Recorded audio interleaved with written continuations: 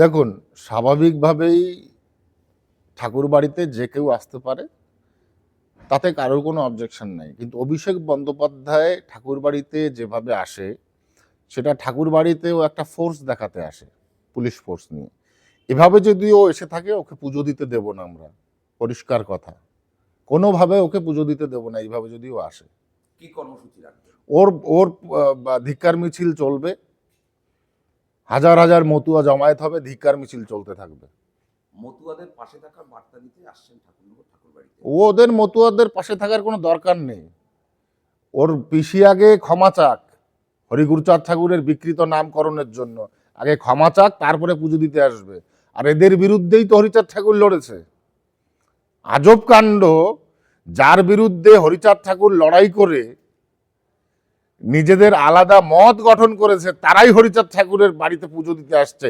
আজব কাণ্ড, শুধু ভোট ব্যাংকের জন্য, আর কোনো কিছু না। পাশে থাকার বার্তা। মন্দিরে পুজো দেওয়া বাদে যদি ঠাকুর বাড়িতে অন্যান্য সাংসদ মমতা ঠাকুরের ঘরেতে আসে, সেক্ষেত্রে কি বাধাপ্রাপ্ত হবে? না, মমতা বলার ক্ষেত্রে ও ঠাকুর বাড়ি ঢুকলেই ওর বিরুদ্ধে এটা হবে, এটা স্বাভাবিক ব্যাপার। সে যেখানেই ঢুকুক, ধিক্কার মিছিল চলবেই ঠাকুর বাড়িতে। আমরা বিশেষ মাধ্যমে জানতে পারলাম যে আগামী 9 তারিখে অভিষেক বন্দ্যোপাধ্যায় ঠাকুর বাড়িতে আসবেন। এ বিষয়ে কি কিছু আপনি বলবেন? আপনাদের চিন্তা ভাবনা কি আছে? অভিষেক বন্দ্যোপাধ্যায় আগে একবার এসেছিলেন, এসে ও যা বলে গেছে, তারপরে কোন মুখ নিয়ে ঠাকুর বাড়িতে ঢোকে?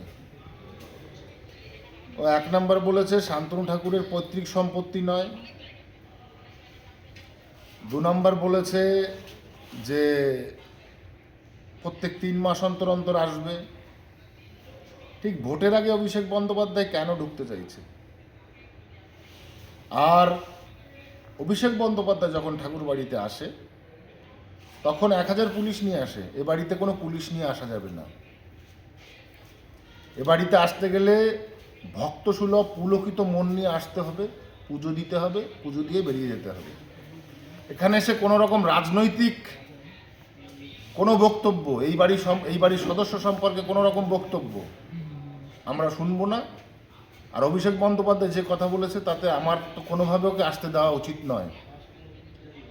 আমরা জমায়েত রাখবো, অভিষেক বন্দ্যোপাধ্যায় ঢুকবে, ওর উদ্দেশ্য কি, ইন্টেনশন কি আমরা দেখব, তারপরেই ওর বিরুদ্ধে যা করা সেটা আমরা ওখানে বসেই করব।